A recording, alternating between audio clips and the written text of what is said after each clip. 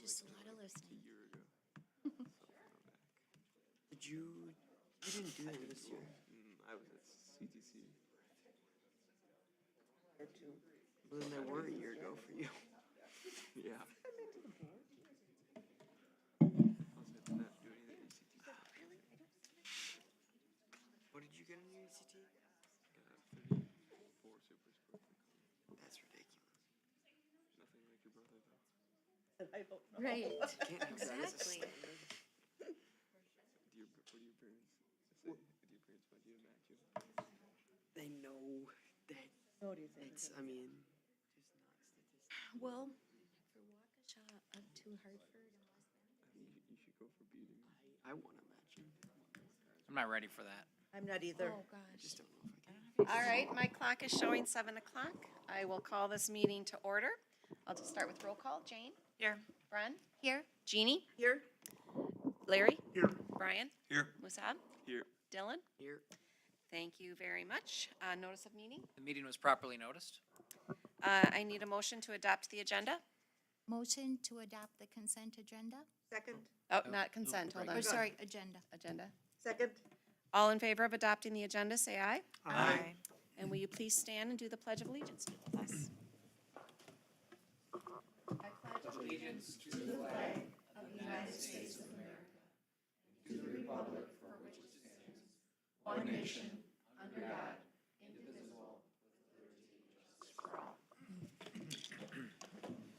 All right, tonight we are going to start out with a spotlight on learning from Pewaukee Lake Elementary.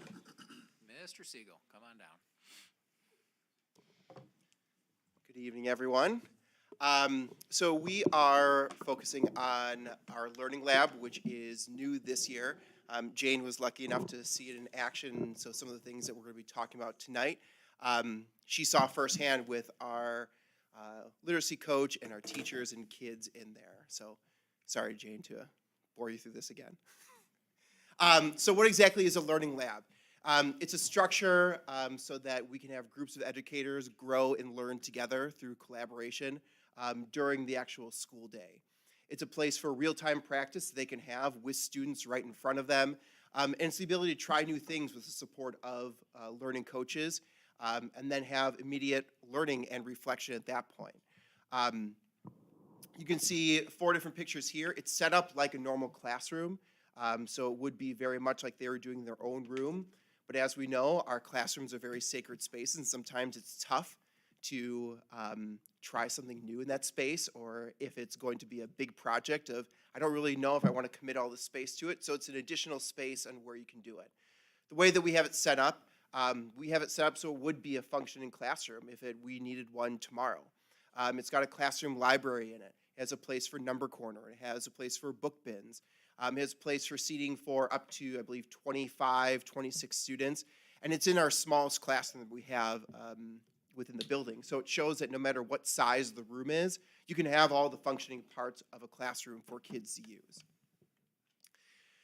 So why did we look at doing a learning lab this year? Mainly because it's on the spot professional development. As we're going to hear in just a moment from some esteemed colleagues at PLE, it's different than anything you're going to do on a professional development day because it involves kids right there and the immediate feedback in that moment. It increases the impact of our coaching model because they can be hands-on with teachers, with students. And also it increases the impact of teacher collaboration. We have teachers teaching together for small groups of kids so they can play off of one another, which is something they don't normally have the opportunity to do. And the ability to model best practices and try new things without changing how your classroom is structured or how you have the tables or desks arranged or where you have different things. So it's really easy for me to sit here and talk about why it's such a big impact. But we have 3 people here with us that will talk about their experience, specifically around the district writing assessment, which has been the first big push to use the Learning Lab so far. So within our DWA days, it's a half day where teachers came in, analyzed student writing pieces with our literacy coach. They then determined what is going to be the focus of a small group or multiple small groups we have going on. Then a group of students come in after the teachers have an opportunity to plan together with the literacy coaches, what's this going to look like? We want to keep it to 5 minutes. We want to keep it to 7 minutes. What are the different order that we're going to do things in? So then kids come in, our literacy coach modeled what that small group would do as the teacher watched on. After that small group, they then talked to the group of, all right, here's some key things to note. And then teachers and pairs went off and did that exact same small group with their own group of kids in that room as our literacy coach kind of walked around. And then afterwards, as the kids then left, they were able to talk about, here's what the experience was, here's what we noticed, and they're able to provide feedback to each other. So it's different than any other type of professional development we have about learning something, and then the next day, a couple days later, try to put it in action. Everyone left with, here's a small group that I actually got a chance to do. I know what works, I know what doesn't work. Let me try it in my classroom the very next day. So you probably want to hear from the brains behind everything here. So I'm going to bring up Carrie Rodolfi, our literacy learning coach. She's the one who first brought this to me. I can't take any credit for this idea, something that she had experienced before. She brought it to me. She said this could be a great opportunity when we had an open classroom. And we also have Sarah Zark and Colleen Mancata, a second grade and first grade teacher. They actually went through the DWA process with their team, so they can speak to how this was different than other professional learning activities that we've done as a staff. So I'll turn it over to them. Thank you, Mr. Siegel. So a first grade teacher last year came up to me and said, I'm growing an idea. I'd like to talk to you about something. And so just that term, growing an idea, is something I've kind of stuck with. And I talked to Mr. Siegel and said, I'm growing an idea. When there's an empty classroom space, let's, jump in and use it for something. He talked about the goals of it being collaborative, and that is the number one goal. And I think the collaboration between coaches and students and teachers has been invaluable. I am in there during those district writing assessment days with grade level teams, but I've also had the opportunity to collaborate with Mrs. Rooney and those cool VR goggles and launching some inquiry with students. We've had Mrs. Gull in there talking about research skills with students in literacy as they're jumping into some of their units. So not only are the teachers in there collaborating together, but the coaches are also able to do that work too. As a literacy learning coach, I've collaborated with them with some reading and writing lessons. Sometimes it's me modeling something. Sometimes it's them doing it alongside with me. Could be based on a building goal that we have around writing this year, or just something that they're really interested in. I think an unintended outcome was the fire behind it, and once some teachers get in and try something, then other teachers hear about it and want to try it too, whether they're leaving tracks of anchor charts behind or some student work or just word of mouth at their team meeting. So it's been fun to have lots of people in that space together.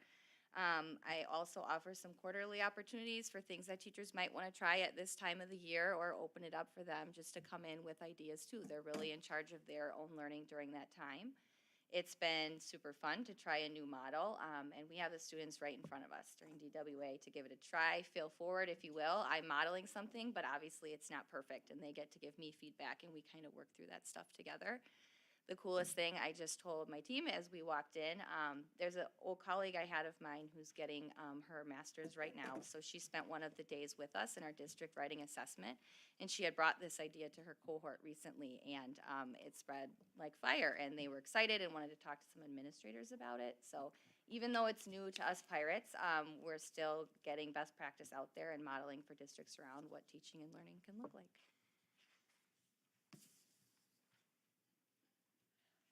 As a veteran teacher here at Pewaukee, this for me was a breath of fresh air in terms of professional development. We have had some truly amazing presenters come and talk to us about best practices, but I was always left with the how.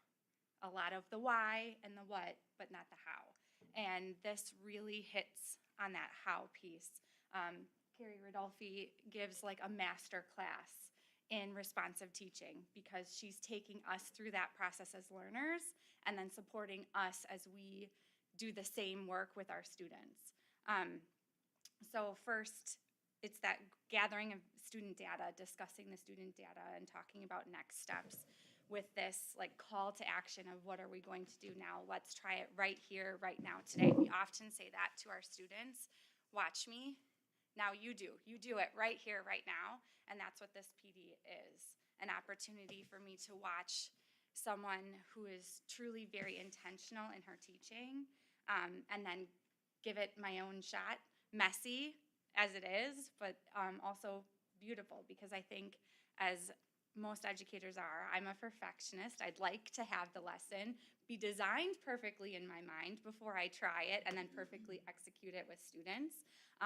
But why wait? Why wait a day or an hour if I can do it right here, right now with kids and see how they respond to that teaching? I think it's really, truly a repeatable process. So the work that Carrie did with the second grade team in the DWA, I was able to replicate in a much smaller way as I dug into some math data that I gathered from like a screener that we gave at the start of the unit. So I did that same work in my own classroom of thinking about what's the data showing me? What small groups do they need right now? Okay, I'm ready to teach it right now, instead of waiting what could have been weeks before designing those perfect lessons that the kids would have once and then not need anymore. So, thank you. And so I'm the newbie. I'm the first year teacher. And there were 3 big takeaways that I got from this learning structure. And the first one was the time to collaborate with my peers. It was just nice not to be interrupted or rush around in the morning or after school when everybody has their activities. We could sit down, talk about things that are going well in our classroom, what things we would like to work on, especially during my first writing unit for the district. So I was able to voice my concerns and then listen to my colleagues give me some feedback, which was nice to do. We were also able to plan small group instruction and ask for feedback on, I have a student that is really struggling with capitalization. Do you have any techniques? So we could collaborate that way. My second takeaway was observing Carrie teach the mini lesson. And, just like Sarah was saying, the perfection, you want to make sure everybody's getting everything at the same time. But Carrie really made sure that it's a 5-minute quick lesson, teach it. Now the kids go off and practice that. Then you pull those kids and work in small groups to see if they're getting the comprehension of the activity. So those, for me, were really nice. And also, we got to go try doing these activities. It was nice to see my peers doing some activities, because I was like, oh, that's a great takeaway for myself to use with in the classroom. So those were my big 3 takeaways from these activities that we could do with the DWA, and just that on-the-moment learning and then taking it back to our classrooms. So, thank you. All right, does anyone have any questions? I have a kind of a basic question. So how much time was spent in this activity with the DWA? For the DWA, it was a half day. It was a half So day. we did half of the grade team subbed out at a time. So there are anywhere from 4 to 5 teachers in there at Okay. a time. And each time we do it throughout the year, because there'll be 2 other times that we do it, we'll mix those groups up so different people have a chance to work together in that setting. So did you do it for first and second grade that day? Or We was did it? it for first and second grade. Oh, 2 on separate 2 days. separate Okay. days in fall. Kindergarten's first day is coming up in Okay. December. Awesome. Thank you. Brian? Yeah, is this scalable? I mean, will it work at the next 2 schools? If they've got open classrooms, why not? Everyone has So you have, everyone has learning coaches. You need to have a staging room to practice it. Right. So I mean, technically, if we didn't have a space, we could use the same mentality of having a group plan somewhere else and then push into a classroom. But there's something almost neutralizing about having a space that nobody owns. It's just a blank canvas that could be a classroom of trying things out in there. So I think the fact that we have that this year, we're really lucky. If we end up needing that classroom in the future, then we can adapt the way that this model looks, so that we can keep the same mentality of how do we learn on the spot with teachers and coaches. Larry? I have a couple questions, actually. So maybe to the 2 teachers that are here. So what were some of the personal barriers that you had to overcome to decide to try this? I'm Can sorry, you come Sarah, to the can you- microphone, please? Just Is for that- our Because then you're on the live stream. if you streaming. don't Yeah. talk to them. Thank you. Thank you, Sarah. I'm kind of an odd duck for me. There really weren't barriers. I was genuinely excited and eager to get involved because of that personalized coaching that you get right there with someone who's watching you interact with your students. That very rarely happens live in an educational setting, at least after you graduate from college. And then for me, the barrier was just the unknown of, because being the new teacher, never doing a DWA before, I wasn't sure what to expect. But again, just seeing just those, getting it from my colleagues, seeing what they're doing in their classroom, getting some feedback from them, having them watch me, give me feedback on how I can, use a little bit more strategies in the classroom, making it better needs for my students. So my second question then is, what either can you do or what are you doing to help others to try this or to go through what you went through as part of this learning exercise? Back to the. Yeah, I think it was Carrie that spoke to it earlier, is that as more people experience and they say how great it is, word spreads. I think we started out with 2 classrooms trying out the VR goggles. Their kids left loving it, and then everyone else is saying, how do I get involved with that? And then now we have a sign-up sheet so that we can organize where they're going to be between PLE and Horizon. So once people realize that it's not as scary as they think it would be, and they realize that this is a very useful tool, so I can try something, teach side by side with either a teacher on my team or with a literacy coach to get immediate feedback, the barriers start to come down and people are more willing to try it. And plus, we said, this is going to be the structure of the DWA, so everyone's going to get a chance to try it. So the 2 teachers, what? Well, I was just gonna say, it's also a different setting for the students to use. They're not stuck in the 4x, the walls of the 4 walls of your classroom. Just having that new environment, new creative ideas come through. Working with another classmate in a different class too, because you can combine classrooms in there and work together from their peers too as well. I think that very often what you hear from teachers after professional development is, well, this wouldn't work with my students. And so that's powerful for this model because you see it work with your students, your actual students in your classroom. So I think that's, for me, what really draws everyone else in. Show me how to do this with my class. So how many other teachers have you talked to and told them that? Well, like Brian kind of alluded to, in terms of the district writing assessment, my entire team participated in that. Same with first and soon to be kindergarten. So I think everyone is having, I don't want to say forced, but controlled opportunities to experience this on one level. And then Carrie has been amazing at really providing some unique opportunities to extend for those that are looking for a little bit more. Thank you. Anyone else? I just have a few comments if there's no other questions. So I just want to thank you guys for being here tonight and for this idea. I just think this is exemplary practice. So when I go back to when the coaching model was created, and Jane and I talked a little bit about this because Jane was on the learning walk. The idea of coaching is job embedded professional development, and the ability to actually not just do it with teachers at work, but with their students just takes it to another level. And one of the best practices in education is called a professional learning community, and I think this is very exemplary practice of a professional learning community. So I really just applaud what you guys are doing. I think it's fantastic that you did this around with the district writing assessment.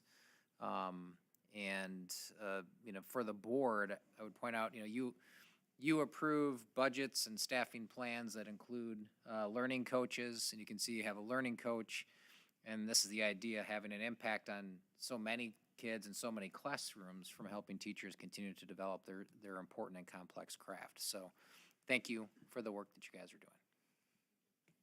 All right.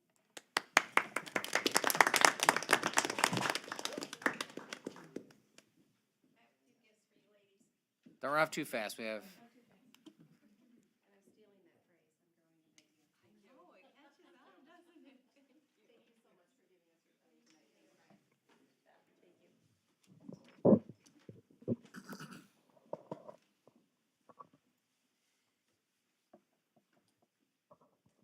Okay, moving on.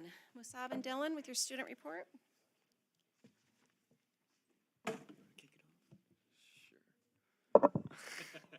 All right, so here we have our November student board report. We're going to be having 3 topics of discussion, one from for the whole district, and then one from the high school, and then our usual athletics and activities recap.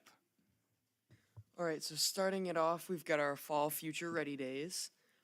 They were spread over 2 days. Day 1, I believe, is a Wednesday. Freshmen, sophomores, and juniors were taking the pre-ACT or the PSAT, which is what I did myself. And that PSAT is just between sophomores and juniors. And that is a test taken for national merit. And the pre-ACT is obviously just preparation for the ACT. And then the seniors had college application work time and the ASVAB testing, which is Armed Services Vocational Aptitude Battery. Nice job knowing that. And then day 2, we had career speaker days, and that was our return of in-person career speakers. The last couple years, we've had to do it digitally, virtually, because obviously COVID messed the whole world up. So we had a ton of different speakers and careers ranging across architects, tool and die makers, drone pilots, firefighters, radiologists. I had a human resources director. I mean, there was everything there. And then we had the Raise Craze fundraiser. Yep, so for our second topic, we wanted to highlight the Raise Craze fundraiser, which happened over the past 2 weeks from the 1st to, I believe, last Friday. So this was the district-wide PTO fundraiser this year, and it was a continuation of last year's format. The unique thing about Raise Craze is it tracks not only the amount of donations given by friends and family, but also the acts of kindness committed by students at the 4 schools. So students would pledge to commit a certain number of acts of kindness, or and they also had a kindness bingo card, which they would fill out, and in return, friends and family members would donate money to help the school with the different projects. We got this information from Mr. Pizzo, so he also shared the amount of money raised at Asa Clark, and they raised a little bit over $20,000. So I'd say it's a pretty successful fundraiser for the PTO. And then the 4 projects which were being funded this year were a new playground at PLE, a purchase of new musical instruments at Horizon, and then funds to help return school dances at ASA, and I believe they're having one in upcoming in the winter. And then at the high school, which is something that I know a lot of athletes and students were excited about, is the renovations to the weight room and reconfiguration of the layout over there. And then with our usual athletics and activities recap, so since it's been a while, there's a lot of different things that happened. Girls volleyball were regional champions this year after a 5-set thriller against Catholic Memorial at home. Cross country had 2 state qualifiers this year, Leah Moe and Ben Dolby, and they placed 17th and 26th at the state meet, with Ben Dolby also being the sectional champion. Girls swim had their state competition this past weekend, and they had 2 state qualifiers, Lauren Schaefer and Sylvia Zipper, and they placed 22nd in the state meet in the 200-meter free relay. Drama Club is having their fall play, Radium Girls from the 17th to the 19th, and then Choir had their first successful first concert of the year on October 18th, and they're having their winter concert on the 15th of December, and then Band will also be having their winter concert on the 7th of December. And then we just have some salutes for the district. We have just a high school counseling staff for organizing and planning those aforementioned Future Ready Days and the resources for seniors applying to college. And as we mentioned before, Leah Moe and Ben Dolby qualifying for cross-country state, and then Lauren Schaefer and Sylvia Zipper for qualifying for swim state, and then Mr. Pizzo for providing us with that information about Raise Craze at the middle school. I can add one little detail, not really a very little detail, but that was Asa Clark's total, but I think the fundraiser in total raised $95,000. So for Raise Craze. So I love that fundraiser. As the former PTO treasurer, where we sold a lot of stuff. Yep. I just think the concept of this is phenomenal. Yeah. And I'm so glad they've gone in this direction, and they continue to raise great amounts of money. Yeah, and very successful. Thank you. Very nice. Great Does report, anyone guys. have any questions for Dylan or Mozab? Okay. Moving on to comments from citizens. Julie, do we have anything? Okay. And then on to salutes and recognitions. Stacy? Jane, Brian, excuse me. I would like to salute our Veterans Day celebration at Horizon School on Friday. I was lucky enough to be there volunteering, serving breakfast, so I got to meet with the veterans, and but the program was really special. And to watch our students give so much love and respect to these veterans, and they just soaked it up, right? So I would like to salute Principal Pete Gull for all the work that he did to bring that program together. I'd also like to salute Miss Amy Barudian, who worked with the music that was presented. And also, taps were played by our PHS graduate, Josh Gibbons. So to all of them, and to Christine Barr for all the volunteers that she brought in. So just to all the people that worked hard to make that happen, it really was such a meaningful day. When I looked at that one in our district's report, I'm like, oh, I wish I would have gone to that. So next year, I'm going to have to put that on my calendar to go to that. For And sure. the first one we could do full-fledged Yeah. since Been a while. 2019. Yeah. So it was great to have it back. Does anyone else have any salutes and recognitions? I do one. Of course. I just wanted to salute Mr. Principal Sniff for stepping in to give a speech at the NHS induction ceremony when, unfortunately, Dr. Bosanic couldn't be there. He did it on short notice, and he did a really great job, so I just wanted to give him a salute for Okay. that. Thank you, Dylan. Right. All right. Fellas, do you have anything from the staff? I don't. John? Okay. All right, thank you very much. Moving on to the consent agenda. So we have the minutes from the previous meetings, both the regular and the board vacancy interviews. The correspondence that was sent to us. There were no gifts, and then we have those policies that we went over in our last meeting. Do I have a motion to approve the consent agenda? Motion to approve the consent agenda. Do I have a Second, thank you. All in favor of approving the consent agenda, say aye. Aye. Any opposed? No. Okay. Duly noted. All right, so I'm going to move on to our Business Affairs Committee. Brian? Yes, we met earlier tonight to go over the check registers. We had a number of questions that were answered by John and cleared things up. Also, the financial report, we're 5% into our revenue and 28% ahead on our expenses. So, and later tonight, we're going to talk about the short-term borrowing to get us bridged over till our tax revenue comes in. And then we also talked about financial reporting process. John's looked at different ways to present both historical autopsy-type data and to look forward for operational data and to provide information quarterly that might help us even better steer the district in a financial sense. And with that, I recommend a motion to accept the business committee report. So moved. Second.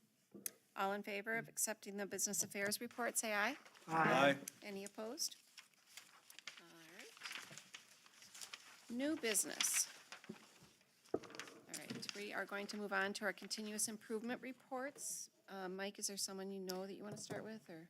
Yeah, so, again, just, this is the final of our, fall, run here of accountability reporting to the board, from our, continuous improvement process in the district. You've already heard so that we have, again, 6 key work systems in the district that, include process owners for strategic goals. You've already heard teaching and learning because Dr. Bosanic does her presentation when we do the assessment report, so that's already been in place.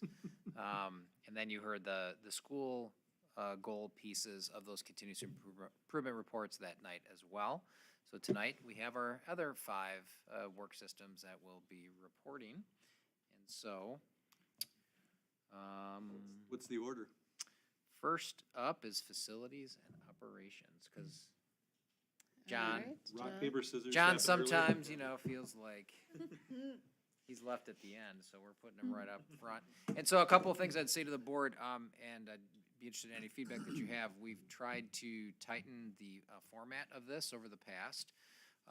We already spend quite a bit of time on strategic plan goals, so really the primary piece that's being highlighted tonight are other operational performance goals. The strategic plan is also included in this in terms of what those goals are. But the focus on the reports that you received in your packet and the presentation tonight is quite a bit on those other operational performance goals, which John reminded me as we were reformatting this, how that's kind of outlined in Baldridge in terms of the verbiage that we use. So with that, I'll turn it over to John and John to talk about facilities and operations.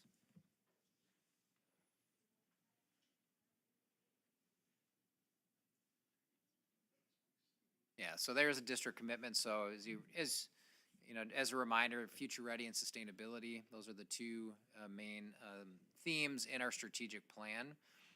Again, you can see our graphic, right? We have two main systems of operations, teaching and learning, and then operations. Around that circle, you can see the 6 key work systems that are 5 of which are reporting tonight, and that all of those systems have goals, strategic plan goals in the area of future ready and sustainability. So facilities and operations is the first area that we will examine here tonight as we look at it. So really, the overarching goal is the important thing to keep in context when it comes to this. The district will provide safe, healthy, and efficiently operated schools to ensure the success of all students and accountability to the stakeholders. So as we look at our operational performance, that's the guiding line that we always try to follow as we're looking at different elements of the budget and different elements of the expenses. Dr. Bosanic will always remind me that the more money we can save on the operational elements of this means more that we can plow back into the instructional program and opportunities for kids and students as they're going through the district. So that really becomes our focus on managing that operating budget to make sure that we're being as efficient as possible. Part of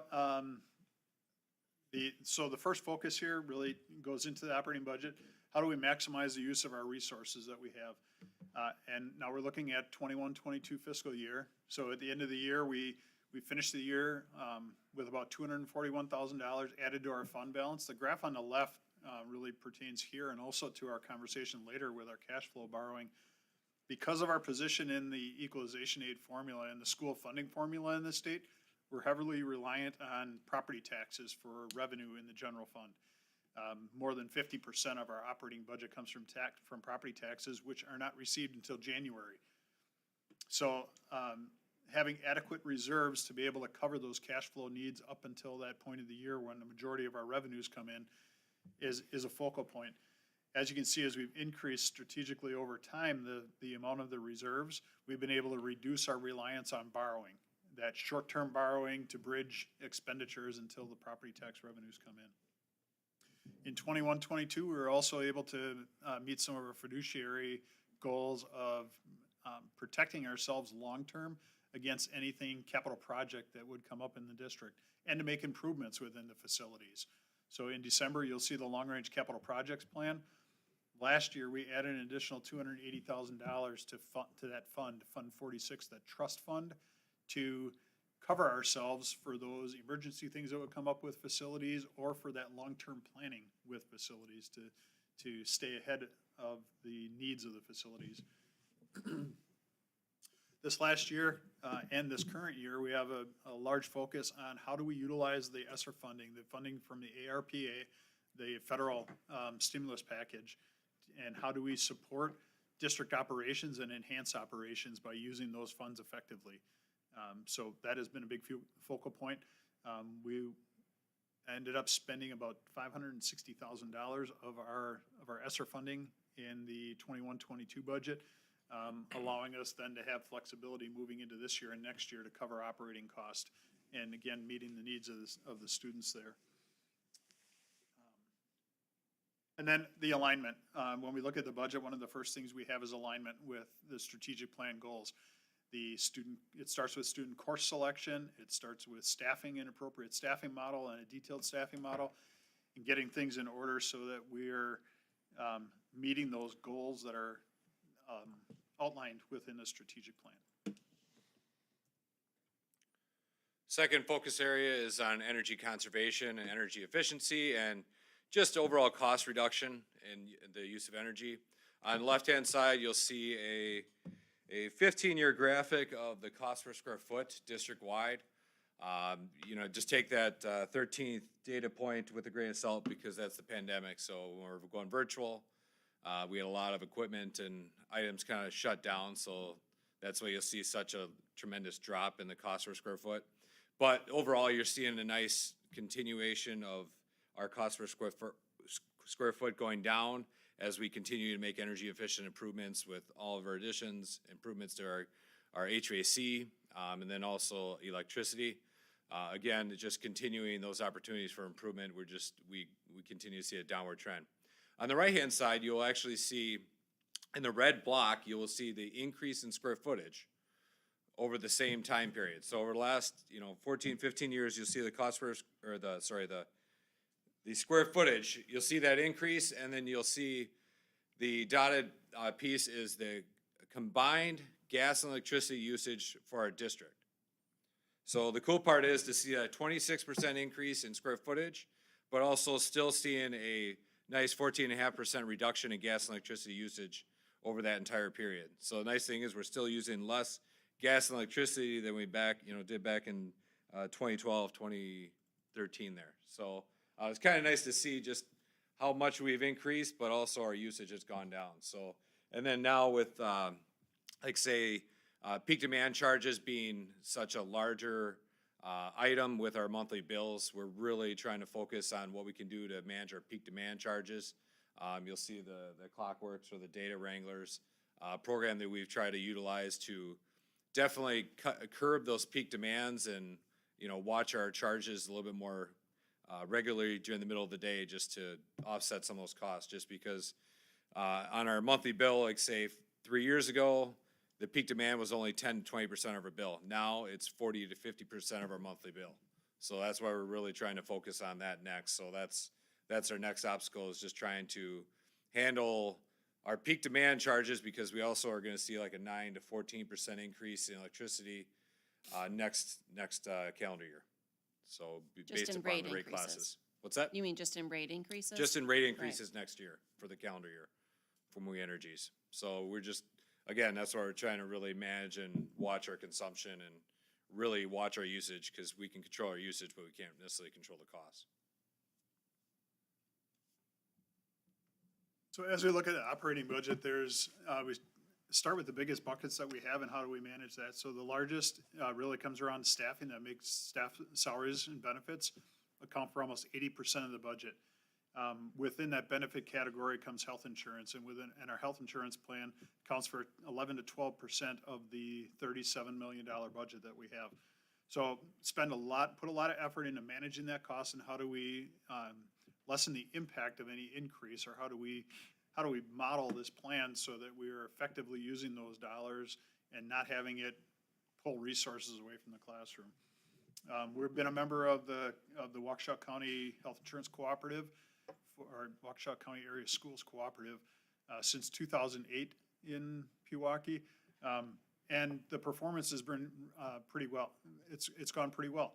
As you can see from 2011-12 in the chart on the bottom right, our total increase in net cost of health insurance on our operating budget, so all costs associated with the health plan on our operating budget, has gone up by less than 1% a year over the last 12 years through managing the plan and managing the exposure. There's two different paths that you take on this. We look at really educating staff on how to appropriately use the system. 56% of our members went to premium designated physicians.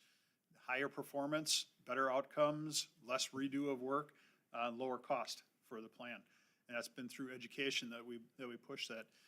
We also, one of the big scary parts coming out of the pandemic was how many procedures were deferred, how many people were waiting to have things done. We've seen over the comparable 12-month periods over the last 2 years, about an 11% increase the second 12-month period, which is almost 10% below the norm for health insurance plan performance for United Healthcare. So we're doing very well in that way. Also, our utilization is another key factor of virtual visits. And we're significantly above the norm when it comes to the staff members using virtual visits when it's appropriate. So it's that whole appropriate path to care. You don't run to the emergency room right away. You use the appropriate path to care, whether it's virtual visit, whether it's a regular doctor's office visit, urgent care, and educating staff on that, on what is the course that you should take and why. But also understanding if you have to go to the ER, you have to go to the ER. So plan design is set up that way to help to manage some of that exposure of cost through consumerism and through decision-making within the plan itself. So overall, the performance of that has gone very well. Last year, we had, I believe it was a 3% increase from 21-22 to 22-23 in our rates.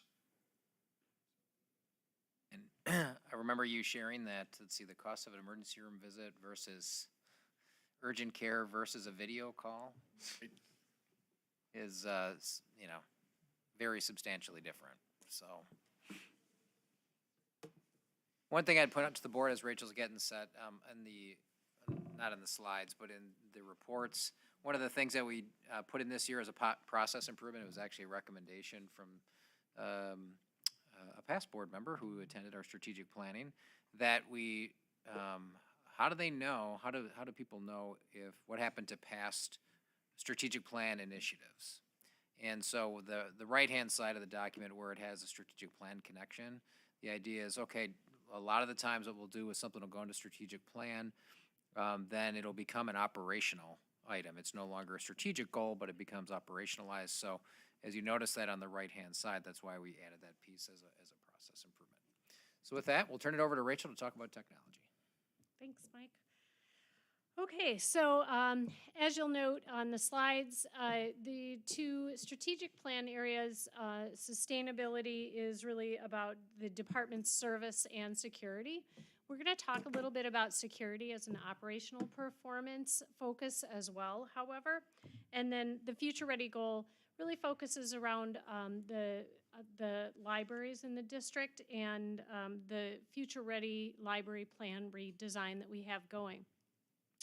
As Mike mentioned, some of the things that have been strategic plans in the past have, become now operational. Specifically, the last strategic plan, a lot of work was done on our learning management system. Mercifully, before the pandemic, we had that, and you'll see that comes in the second focus, which is instructional software. The first focus that we have, however, is cybersecurity, and obviously we've heard a lot about increases and the awareness for the risk that's going up. I think the last statistic from, I believe it was 2021, was during the pandemic. They saw something like a 300% rise in cyber attacks on individuals, on personal individuals, and it's even greater in organizations like we have too. So being responsive to that and making that one of our big focuses was very important. Instructional software is really a constant thing that we're doing, and it also has nuances to cybersecurity as well within that. And then the third one is hardware and maintenance and replacement focus, and that's really about just staying current and making sure that we take care of the equipment that we really have. So with that, let's start off with cybersecurity. The focus here is to provide safe teaching and learning computing environment for the school district, including the use of policy, procedures, security awareness, training, and technical controls. So we have a phishing training campaign set up to test our staff, sometimes to the point where they question much more than we think they do. We send something out and they look at it, and I get lots of emails. Is this phishing again? Are you trying to catch me? Last year, our phishing campaign brought us in at about just a little under 7%. Our phish-prone rate, are we able to phish somebody and catch them at something that could be malicious? Industry standard is 5.4%, and we're coming in right now with the training that we started off the school year at 5.1%. I was recently at the governor's cybersecurity conference, and there was a school district there, a large school district. I'm not going to name them, and they said that their first was over 30% fish prone rate. So nice that we're staying below industry standard, but we didn't start off as high as some are. So, and I think that's just about a lot of the training that we've done over the past few years. So we'll continue to work within that. We also implemented two-factor authentication, and I know the board is well aware of that, as you were part of that rollout as well. Firewall replacement and additional security features that we are adding. And then I'll speak on the next slide a little bit more, but clever badging for our youngest children. That's going to help us to have their accounts be a little bit more secure. And I did speak with Mike Murphy before I ended out the day today, and he said, well, if you're talking cybersecurity, I hope you remain vague, because we don't want to tell anybody exactly what we're doing here. So I told him I promised I would not get too specific. Anyway, as we go into the instructional software, in the picture there, you'll see a little bit of what our littlest students, and I'm saying 4K, 5K, first grade students, that is how we implemented recently for them to be able to log into a Chromebook. So instead of putting their full email address into a Chromebook, they hold up that little QR code into a screen that launches a camera when those Chromebooks log in, and a little bell goes off, a little chime, and a little green check mark, and it automatically knows their password for them. They no longer have to spell pewaukeeschools.org as 5K kids. You may not be aware, our students can look at their keyboards. The P and all of the letters on a Chromebook keyboard are all lowercase, whereas on a laptop they are uppercase. So a P and a Q can look very, very similar if you're learning your alphabet, and that has always been a struggle for our youngest kids. So we're really excited about that. That is just an advancement that helps them automatically get into lots of different services that we offer for them. So just one more advancement that offers a little bit of a removal of a hurdle for them. An operational performance goal that came out of a strategic plan was learning management system. Again, as I mentioned, I don't know what we would have done had we not had Canvas and Seesaw when we shut down. We're continuing to have requirements for our staff within that. We think it's really, really important. We are implementing a new digital citizenship software that will give kind of a steady stream of lessons for all of our students K-12 this year, called Neptune Navigate, that will just reinforce some of the security and just important digital citizenship things that our kids need as they grow through our system. And then within our learning management system, specifically within Canvas, we have different ways of bringing a lot of the software that they use directly into Canvas. So they don't have to leave the Canvas environment to go get some of those other services. So just some kind of behind the scenes things that don't seem really critical, but they really make a difference for those kids. And then the last piece is really removing unsupported software, and that goes back to that security again. One example would be Adobe Creative Cloud is now the most recent Adobe version. It requires you to have a user and a password per individual, whereas we used to be able to load the software on a machine and anybody could walk up and use that software. While that was convenient, that version's no longer supported.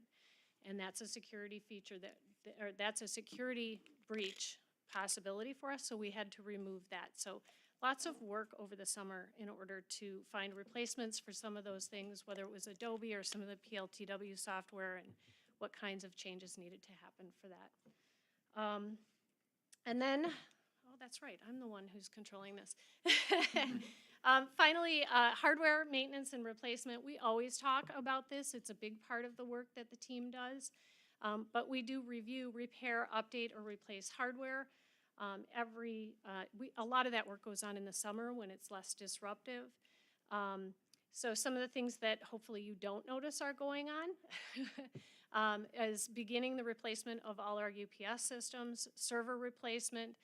We replaced the Mac lab at the high school. That is a giant task that takes a lot of work in order to just get them set up, running, and working for that first day of school. It's got to be done in the summertime, and we have a short window of time to do that and get them running on time.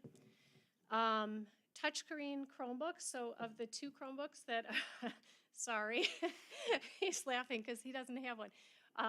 Dylan does have a touch screen. His Chromebook is a 360 flip. He can, turn it all the way around. He's got it as a tablet. He can touch, he can use his finger on the screen, that sort of thing.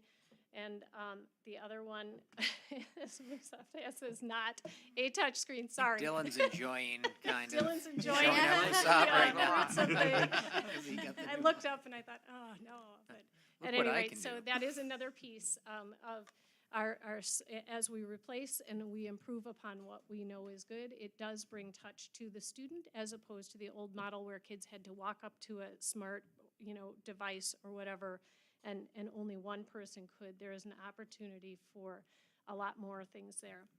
Finally, the one thing I would mention is that we do in this district touch 100% of all of our devices in the summertime. All of our students bring them in, whether they're their personal devices or the ones in carts, all of those. My amazing staff goes around and we re-image and we check them over.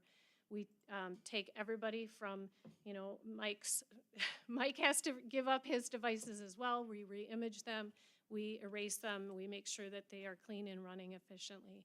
And that is a giant task, and that too happens over the summertime. So I didn't want to not mention that, but that is also, this year, the high school got new laptops this year. So each year it's a different group that got, different things. So these guys as well. And then as I sat here tonight, not on this list is the equipment that you're using tonight. And that has been, those of you who've been on the board for a while, this didn't exist in 2019 and has changed every year since we started doing our live stream to improve on that. So that too, and our team that has come along to learn how to do that, so. Do you happen to know the total number of the fleet off the top of your head or close? It's got to be north of 3,500 devices. It does. I think it's 38, but I'm not, 35, do you think? Oh, 5,000. 5,000?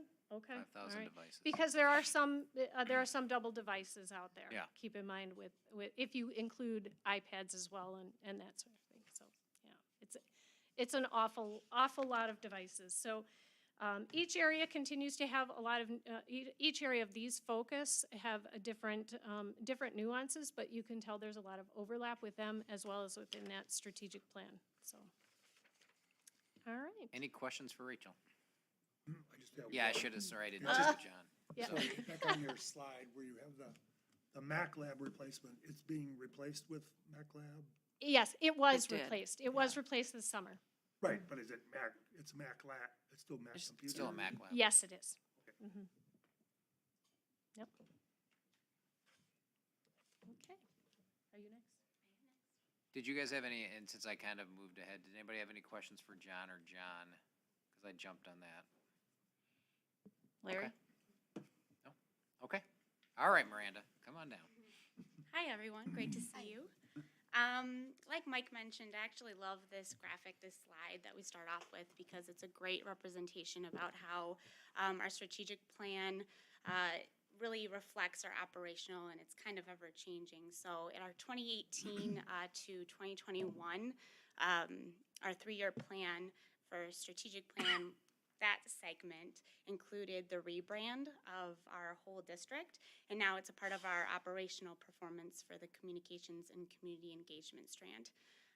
Hopefully, one of the strategic plan future ready goals that I have is the rebrand and recreation of the district website, and in the future that will be an operational performance that hopefully I can explain to you in the coming years.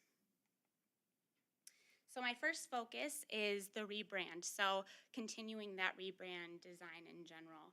So something to keep in mind is that rebrand is not just a logo, it is the whole feeling of our district, and that includes capitalizing on these beautiful facilities that were created because of our referendum. So I want to actually bring your attention to the top picture that I've got there to show some examples of how rebranding is also in our facilities all over the place. So that's just a rendering that I did last year that started the conversation of some wayfinding signage, some interior design that you see. So we've got some interior design and we have some exterior design happening daily. Some things I'm working on also are some banners that are coming to all of our flag posts outside. So we'll have some directional things for our parking lots, as well as a little bit of a foreshadow and some thoughts of how we can rebrand the atrium space and the concessions to make the front of the school look like the back of our school. So those are some interior design things. Logos obviously are important for rebrand. So last year I did a total of 13 different logos. All of them included the P because we are first all about Pewaukee, and then hopefully the second thing that you see is the club, or for example, the Pewaukee dance team. We've got the big P and then we've got the dancer in front of it, but hopefully when they ever wear that out in the community or at any of their competitions, they see the P first because we are all united. That is a very obviously big branded opportunity there. As well as our creation of some mission statement, vision statement rebrands. Danielle and Robin come up to me and they've got a 4K booklet because somebody from California is coming and they want me to make that. Have to make sure that that's branded as well. We also have professional development courses that we're working on, and how do we explain that and show that to our staff. That has to be branded. That has to be a united front. We look like we're a cohesive district with the same missions and the same thoughts throughout the whole campus. So there's my branding going on.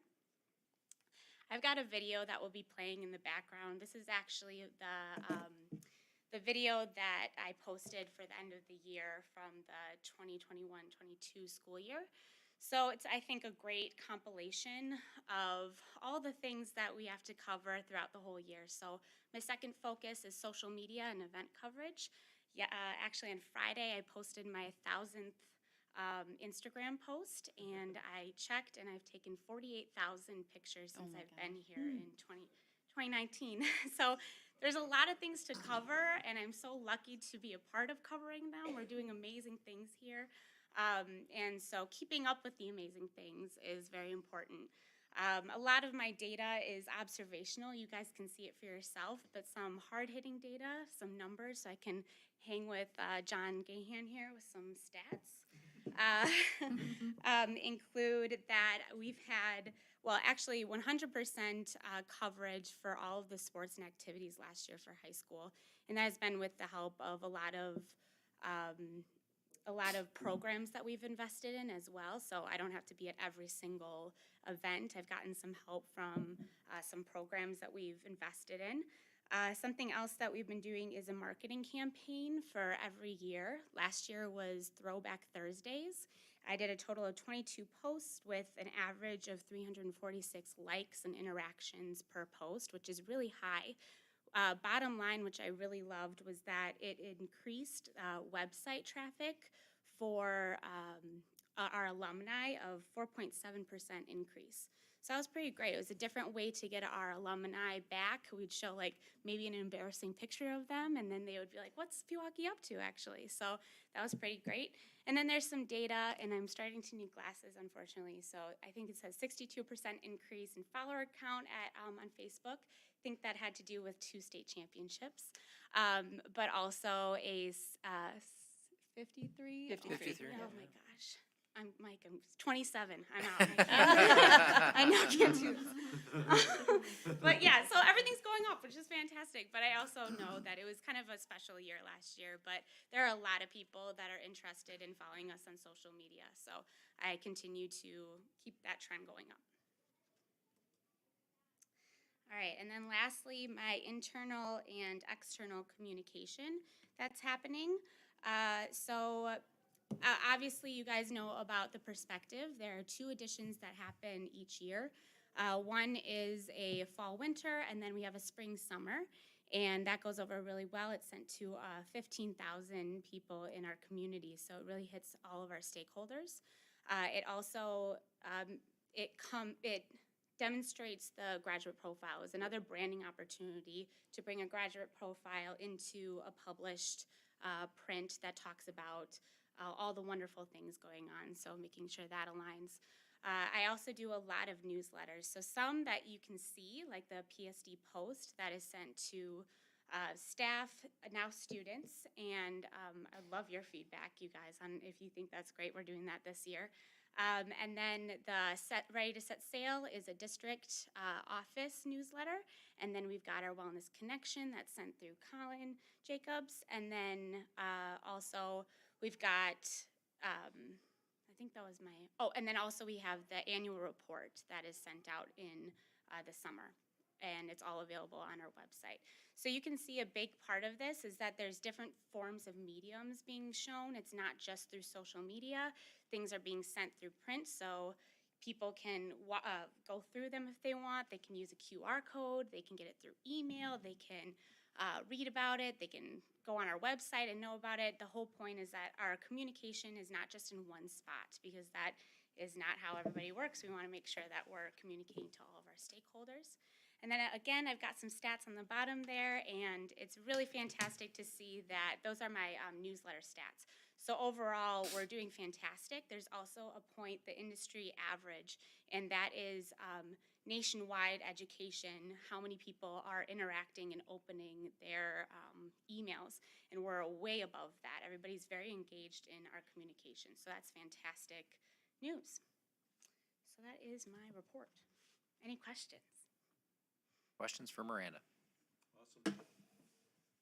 Musab and Dylan, if you have any feedback from Miranda for getting that PSD Yeah, I love post, or if you talk to anybody, if you could shoot her an email, that'd be great. It's always interesting when you start something new, especially with students, to see, do they like it? Do they don't even care? Is it a nuisance? You know, whatever they think would be very helpful to her, so thank you.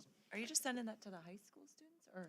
I'm sending it to ASA in the high school, and that was after our strategic plan community night. There was a student that was like, we'd love to see what's going on, so I started sending it to ASA in the high school this year. He's about to contribute something. Yeah, for Yeah, sure. I would just say it's something that I really enjoyed seeing every Friday, and like, I mean, I've heard other people talking about it as well, and it's cool to see on top of all the social media posts and all that stuff that's happening in other buildings throughout the district as well. And I've really enjoyed like opening my computer and clicking on it and reading it. I think I've actually read through the whole thing every time it's been sent out. So yeah, I really enjoyed it. Oh, that's awesome. Yeah, I just think it's a great thing. I mean, I haven't read through all of them. I've read through some of them. I haven't read through all of them. But even just like taking a glance at it, you can look at the images, you can look at the headlines, and kind of just get an image of like what's going on around the district. So it's really cool to just be able to get something like that, even in the email. I don't have to go to any effort of my own, which you're gonna have a hard time getting some high school students to do. Just getting to receive that and reading through what's going on is it's a really cool thing. Awesome. Thanks for the feedback, guys. I really want to compliment the perspective. I love when I get it in the mail. It is so professional. And I don't know how many people it takes or how many hours it takes to put that publication together, but I personally think it's very impressive. Thank you. Larry? So I just have a couple of quick ones. So how do you know that it was 48,000 pictures? I actually recently invested in a new computer, and Jackie was helping on IT. She's been awesome. She's been helping move all of my old stuff to my new stuff. And she had to transfer over 48,000 pictures to my new hard drive, which was great. But so I've got pictures upon pictures of anything that we need in the future. So Well, I'm your gal if you need anything. And one of the things Miranda worked on with that is to really organize that content. So you need a picture of the basketball team. It's very easy to find. It's not, you don't just go scrolling through thousands of pictures. You can use search features and find all of those things more efficiently. So, so that we can, and that's been a big individual goal that she has, is just really trying to maximize organization. So. The second question I have, and one I really appreciate the fact that you've got industry average in there. where do you get that from? And obviously, that's a kind of a point of benchmarking, or in Boulder speak, it's levels, trends, and comparisons, by the way. It's great. I didn't have to do too much work. Constant Contact is the program that I use to send out my newsletters.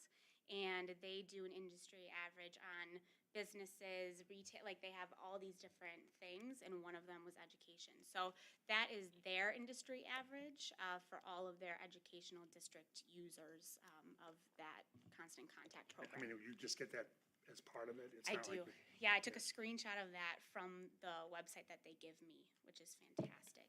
That was a big part of why we went with Constant Contact too, was that I could make sure that I can keep up with those metrics and see where I'm going. Oh, one other quick one. Sure. So you talked about and it's in Mike's report, the DA report, about the 4K consulting thing. Yeah. What was unique and why did that need a special branding or whatever? What was the? Well, I had the opportunity to help design that, and so I think I kind of took it a little too far with creating a whole book. But they wanted to Paris, California. Is that correct? Is the district? I think so. I think that's right. Yeah. They are doing something similar, and Danielle and Robin are helping to consult them with a 4K program of their own. And so kind of the behind the scenes, how I went about designing it in the first place and all the people involved. So I included my sketches, my renderings, and then certain things that we used, a lot of stuff that Bray Architects provided us, a little breakdown of everything. So just a nice little comprehensive booklet that I created. But yeah, those projects come up and like, you know, can I have this week? And then it becomes something that I push out to help all of these wonderful staff members create something so they can share it with somebody else. Nice to see that whenever, if it's all done or not, whenever. Sure. Yeah. Thank Send you. it to you. That's all. Thank you. Anyone else? Thanks, Miranda. Thank you, Miranda. Thanks, guys.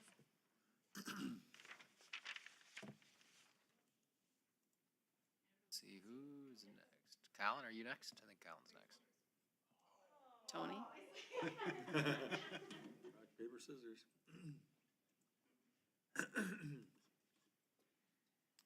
Workforce engagement. I'm the HR director. I have the unenviable task of going after Miranda.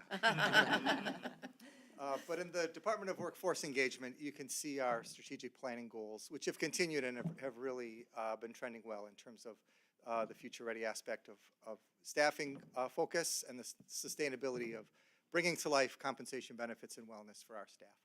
Our focus for the operational performance side really is in three categories. So into, through, and now post-pandemic, really keeping an eye and bolstering our school nurse leadership supports, as well as increasing our substitute engagement, so keeping an eye on that, the importance, the impact of our classrooms, of having a good subpool. And then our third category is supporting our staff overall health and wellness, really tied closely to the strategic planning goals.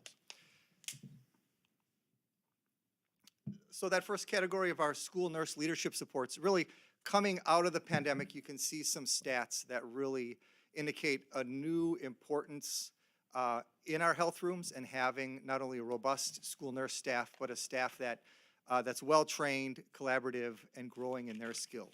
So not only into and through the pandemic with the increased demand, but also after really one heavily relied on nurse leader in Liz Cassesi, really now getting things out of her brain to continue a high level of service and excellence, and we have a wonderful team leaning into that. So really the essence of this focus is maintaining a high level of service delivery, which is now post-pandemic, but last year you can see the spike in the stats of heavy use and reliability and reliance from family, students, and staff on our health rooms. So the overall number of 18,000 total nursing services, this was reported to the board last February, or at least to the Business Affairs Committee.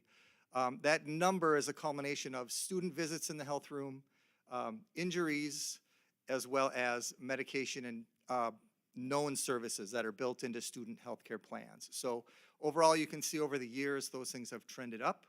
And you can see a dip in 2021 due to school closure, but really post-pandemic, really increase in demand across the board, and our nurses are rising to the challenge. So going into this year, we've continued this theme of cross-training, building our skills as a team, as well as leaning into now kind of back to normal with field trips, travel abroad, overnight opportunities, and those things that are really tied to a student experience. The second focus area is, again, this focus on having a large and skilled pool of subs. So you can see, again, into, through, and now post-pandemic, heavy use on subs, particularly last year, an increase in demand in our overall vacancies. You can see that trend up from a relatively large number from 2021. So wanting to meet that demand is really more deliberate outreach to our subs, as well as retaining the regular subs we do have. So really, with a teacher shortage, this becomes exponentially more difficult because you don't have subs who are kind of waiting for their classroom or waiting for their chance to get hired. They're hired. So now it's more of a niche role. And so we really value our regular subs. The outreach efforts have come in the form of trainings and really responsiveness to our sub needs. Really more deliberate outreach through surveying, face-to-face meetings.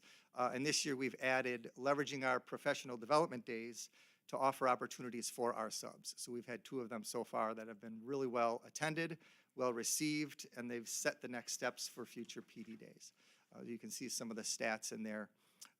Interestingly enough, last year, just kind of looking at the stats, we had more staff, and mainly due to COVID, miss more days. So that was really the why behind why this increase in the number of vacancies. So we did a good job, but we want to increase and really strive for that 100% fill rate, because again, it directly impacts our classrooms and the teaching and learning experience. And then finally, we've really branched out our health and wellness supports through not only clinics for students and staff, but also events like Lunch and Learns, and our overall COVID kind of menu of options for staff. Those have continued through some state programs, so we continue to offer on-site testing, as well as this year's addition is at-home test kits that are available for any staff and students. They can just come, take some, whether they have an immediate need or for future planning. So that's been a nice partnership, not only with Waukesha County Health, but also the state DHS, that again impacts our services, impacts our engagement, and really shows and demonstrates to staff a level of support that we want to maintain.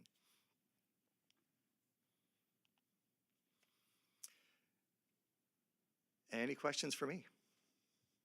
I don't have this curated family album that Miranda has with 40,000 pictures, so. How many pictures do you have? On my phone, I've got, yeah, enough. Larry? I just have one, and maybe just a clarification so I'm capturing it correctly. So you talked in the one slide where you had the absences. In 2021, it was 2,768, and Yep. then 21-22 was 3,900. Yep. Absences are like days that teachers are missing? Is that what that? Yeah, an individual teacher, individual day where we need someone to come in and fill a vacancy for So, but that it's day. like a whole day, it's not like, There classes. could be an individual vacancy that represents half the day if that's the staff need. Okay. So whatever's entered into the so it's- system. but it's that person being absent from that. It's not like they missed 8 classes that day or something like that. Correct, correct. So then the other question I have for you, and relative to the fill rates, so it kind of moved from 97 to 92, but then you had again the comparisons in there Yes. with Wisconsin at 72 and the national average 62%. What's the actual implications of that? What happens when those fill rates are at, well, okay, so 62 or 72, or in our case, 92? What happens? What's the reality of that? Yeah, it's a strain on the system, and teaching and learning suffers, quite honestly. Masterfully, our offices and our administrators will piece together almost a puzzle within the day to either have groups combine, or one teacher who is usually co-teaching possibly step out of their regular role to fill in for a class. So it's really internally driven and how to provide the best learning experience we can for students. So it's a setback if we don't have those vacancies filled. It interrupts the day in short notice when you have a teacher who's planned to do what they're regularly doing to step out of that to fill in somewhere else. Is it going better this year? Much better. Teachers on Call, our system that we use is used to me really scrutinizing the data. I get a monthly report. I have a representative. I usually follow up with a number of questions. I'm looking to push our fill rates as well as push their recruitment as a vendor service, so we're getting the biggest bang for our buck. Our fill rates for teachers are above 95%. Our fill rates for pairs are above 90%. And we're getting into that critical point of the year. We want to keep that going. Anyone else? Thank you, Colin. Thanks. Thanks, Colin. Tony, the big close.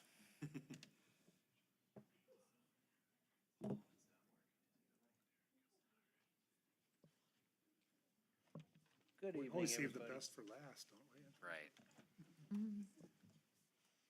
So the first slide up here on the left-hand side, one of the things we're going to continue to emphasize and focus on is mental health. We're specifically looking at attendance rates. We've seen a dip.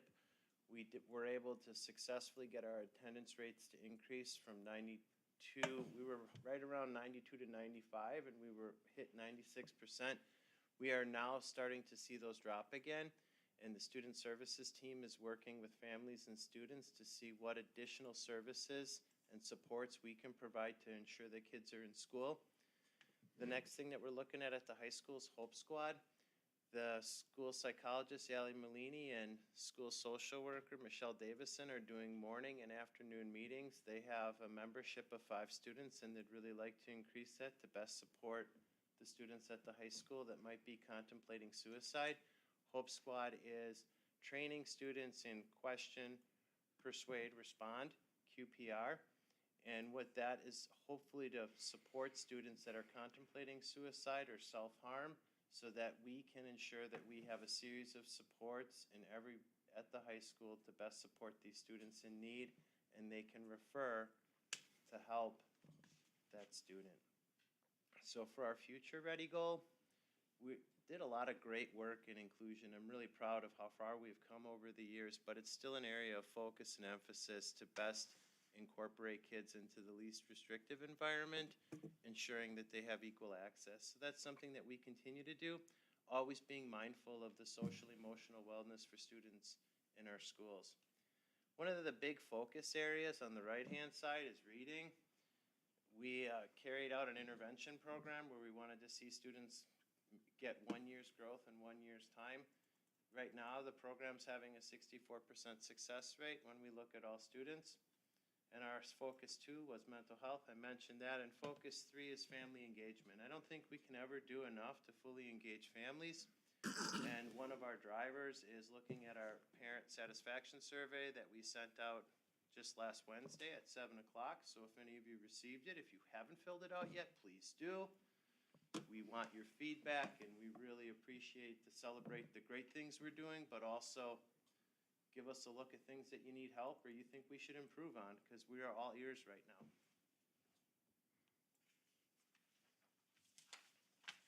So this table emphasizes the reading, and we've had a lot of success. 24 of 37 kids, it equates to just about 65% have made 1 year's growth in 1 year's time. And that's 6 out of 6 in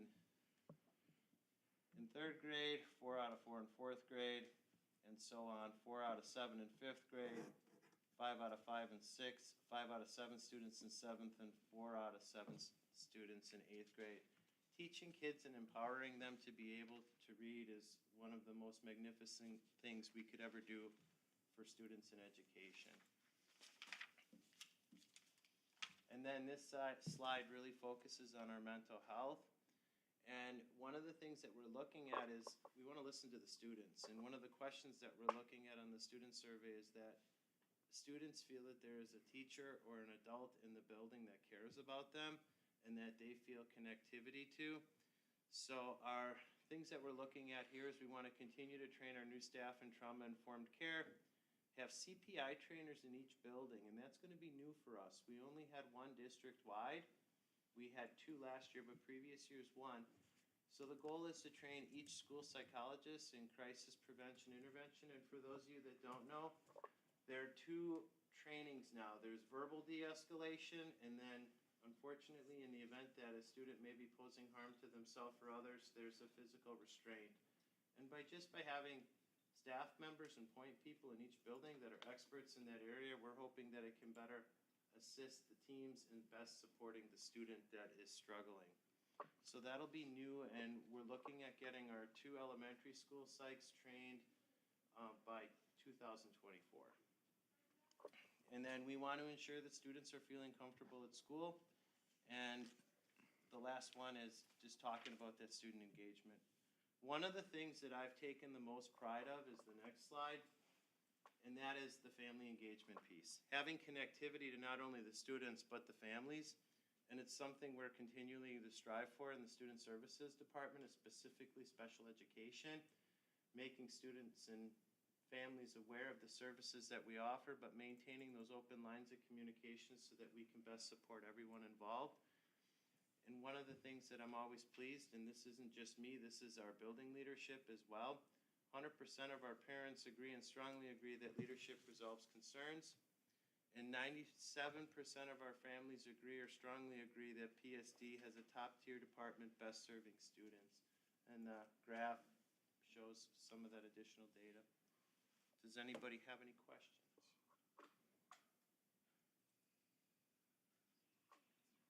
That's amazing that you got up to 100% for that question. That's really impressive. It really is a team effort when people, and it's nice, one of the things that when I interviewed soon to be 10 years ago was I liked the campus approach where you could physically go and see and connect with the folks that are working in the buildings. So it's a team effort, and I'm proud to work with this school board and senior leadership and the building leaders and all the staff in the district. It's been awesome. Larry? Well, a question relative to the program with the mental health, or the clinics that have come on campus, if you will. Have they been able to maintain their staffing levels and continue to provide services, and/or how has the healthcare or the provider staffing been for those clinics? Tony,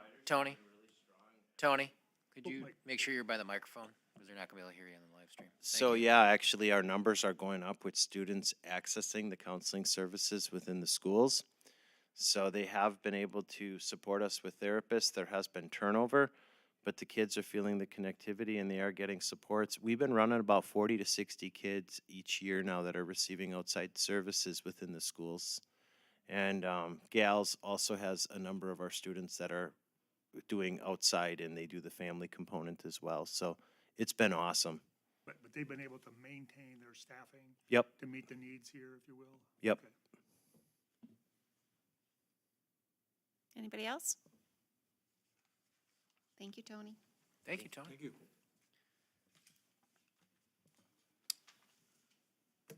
Any comments, questions, or any feedback on the format changes from the board?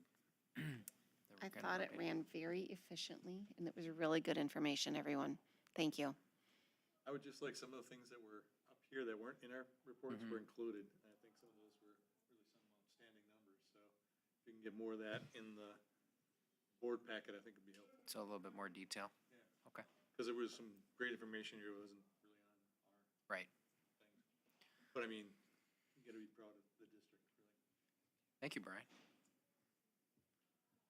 Okay, thank you, everybody, for your work and being here tonight. And as always, you're welcome to stay. Did Miranda take any pictures tonight? She got up to 49,000 tonight. so- No pictures, Miranda? Yes. After hours. Have a Good good night. evening. Have a good night, everyone. So we're moving on to John and his resolution regarding the temporary borrowing.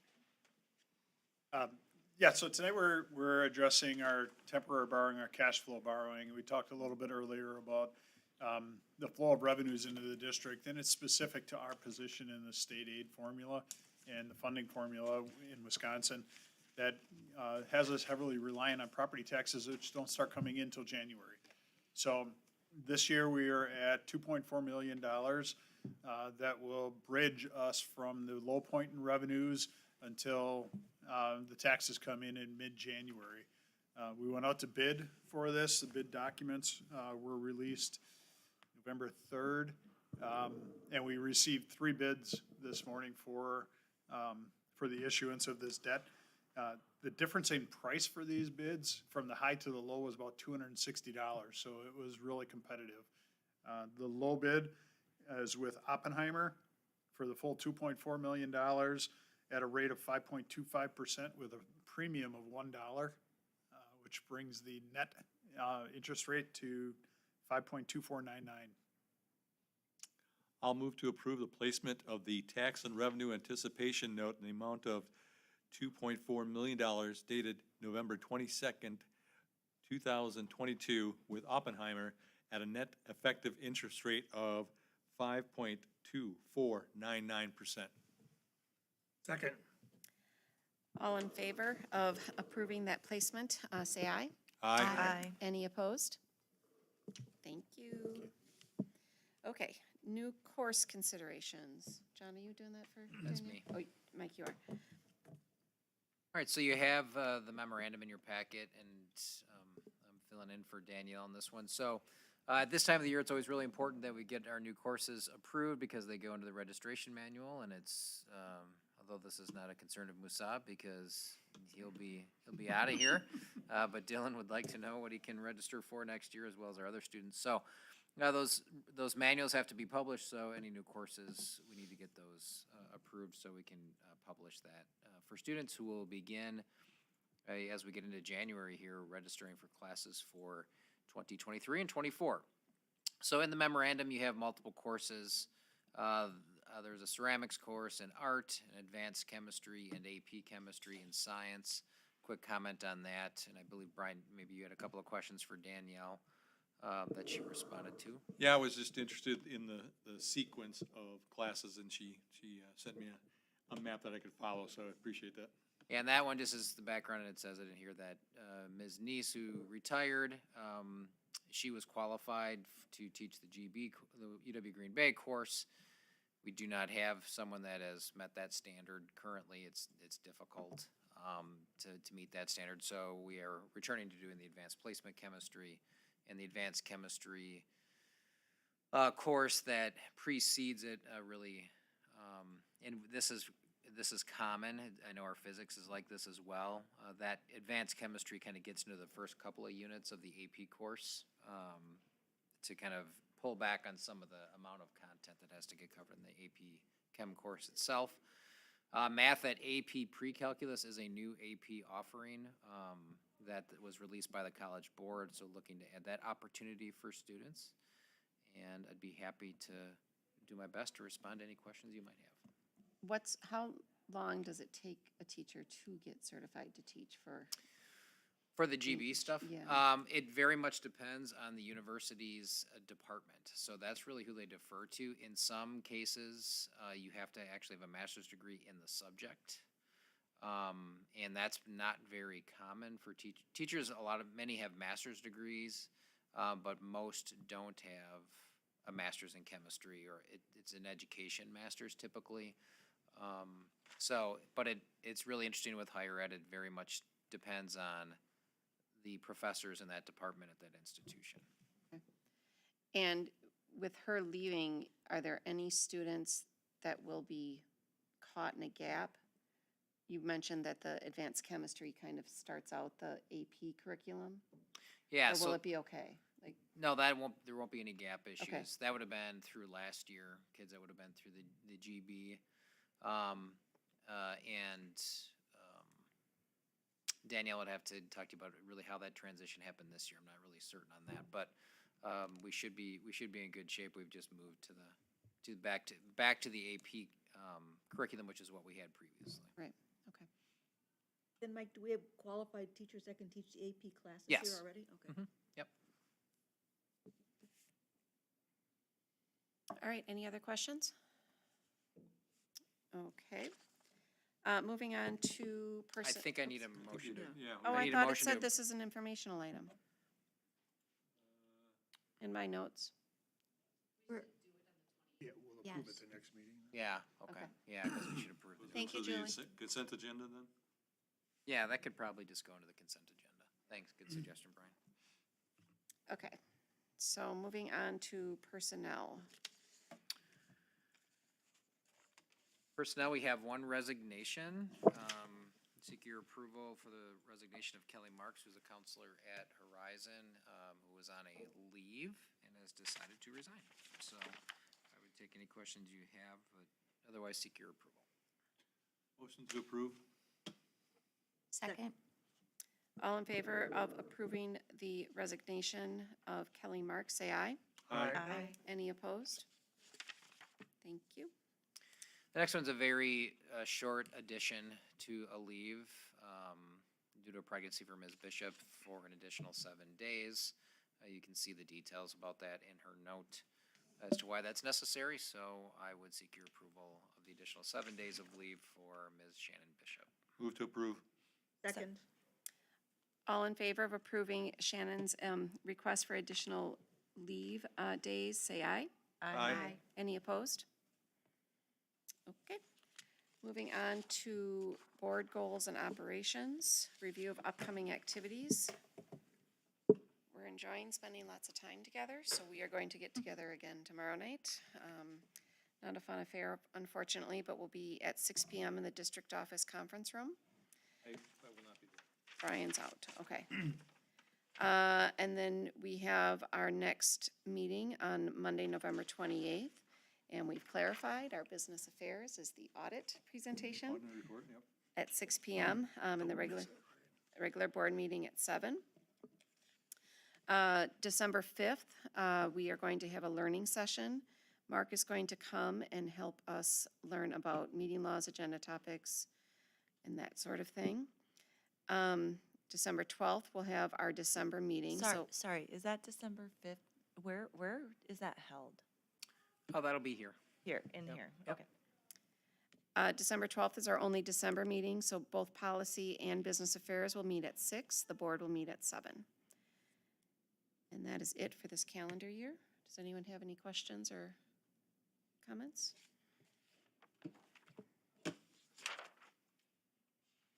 All right. Next, we wanted to talk about the Pewaukee Scholarship Fund participation. There's a voluntary pledge form that was linked in our documents and also was left on our desks. In the past, the board's given for over 15 years. Depending on the funds donated, 1 or 2 students are awarded a scholarship at the honors banquet. We're hoping that everybody will continue to serve. Am I reading your script? I'm just realizing it should have said Mike. Am I doing an okay job? You're doing good. We'll find out in late March or April who the recipients will be and we get notified then. Does anyone have any questions about the scholarship fund? Yeah, there's just a good, strong history of the board supporting that.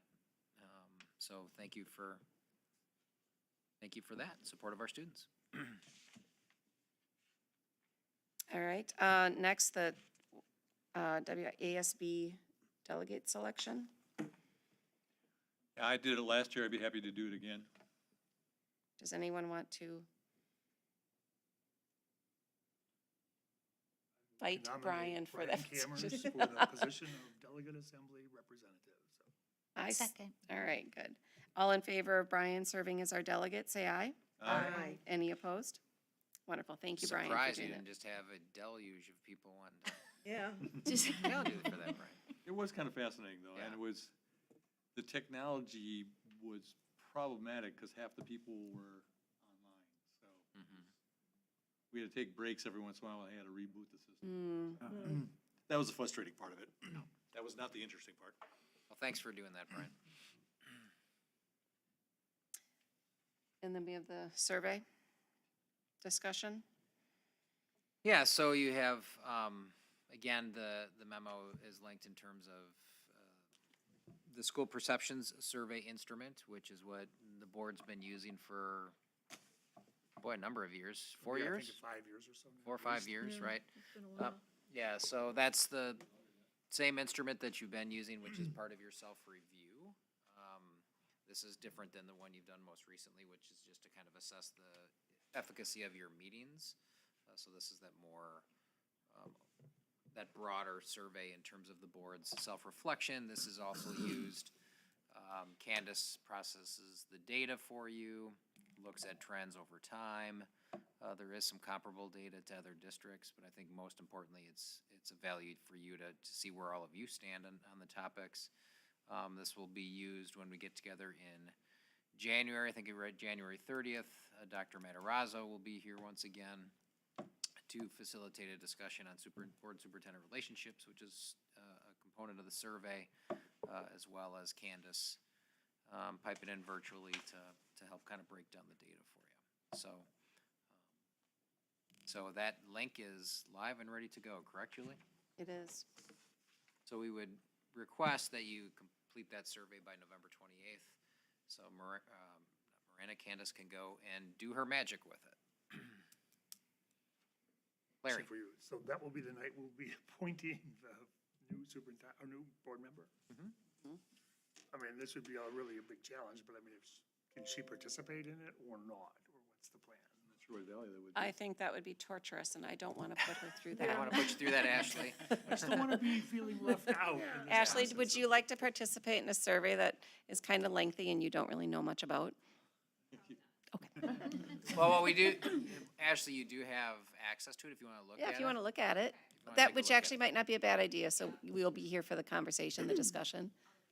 So we'll go through the whole thing in January in terms of what the results are. I was even gonna warn Bren and Jane, I don't remember what the last response is, but you'll probably both have a lot of, I'm not sure's on it, but that's good. Yeah, just be honest. Again, it's the survey, the purpose of the survey is for you as a group to identify anything that you want to improve on, that maybe you perceive differently. That's really the value of it, is it facilitates an improvement discussion. We didn't, is it different than the one we did? No, you in the spring? participated last year. Yeah, You were, yeah, so, okay, I feel like they did. No. Did they? No, you guys have Oh, not I'm sorry, taken, you did you the- guys have you not did taken the this other one. one. This Yeah, is we the other did, one. we did Oh, use okay, that's what I was this asking, tool. because we've done one. You did the one on meetings. The meetings one. This tool. Got This it. is, this one is, this one's aligned with the key work of school boards. Okay. And it's more comprehensive. So this is a different one than you've taken Much previously. longer, Jane. Oh. Much longer. Okay, any legislative advocacy updates? Well, we just, John and I are gonna be reaching out, and this is actually a good reminder, because we need to get that message out to Senators Kappenga and Representative Nalen, so that we can see if they can come in now that the elections are over. Obviously, we know how the election went, so there's some clarity, a little bit of clarity there. We'll see what happens with. What kind of communication do you send? We'll send an email congratulating them, although, yeah, they both were Yeah, up. they both did. And Senator Kappenga was unopposed, but Representative Nalen actually ran opposed this time. But anyway, congratulating them and inviting them to meet with us to talk about topics that are relevant to the school district. And so we would definitely like to talk to them in particular about the next biennium budget and, Can you include me? of course, It may be helpful. yeah, that would be great. Okay. So we'll reach out to them and look to set up some time. They've, Adam's been very responsive. Typically with Senator Kappenga, his aide, and sometimes working with the aides is as good as anything, has been pretty responsive as well. So, yeah, so we'll connect with you. All right, sounds good. Oh, of course. So it looks like the WASB presentations and the NSBA presentations, we got a couple things there. I'm interested in doing the one that you're doing as well, but I wasn't on the list for the WASB. So I don't know how I can be a part of that, because if I'm gonna do it at the national, I'd like to Yeah, be part for of sure. the state one too, if possible. Julie's writing it down right now. Okay. You're in, Larry. But it's weird though, that, I mean, so the delegate assembly and then the fact that the two presentations you're involved in are head to head. right? Yeah, yeah. So I'll do the superintendent panel and, you know, you have Danielle and Adriana, so Right. you're in great hands. Okay. Ashley, did you have any citizen comments as the sole citizen sitting in our audience tonight? All right. Do I have a motion to adjourn? Motion to adjourn the meeting. Second. All in favor of adjourning, say aye. Aye. Any opposed? All right. thank Thanks, you, everyone. everybody.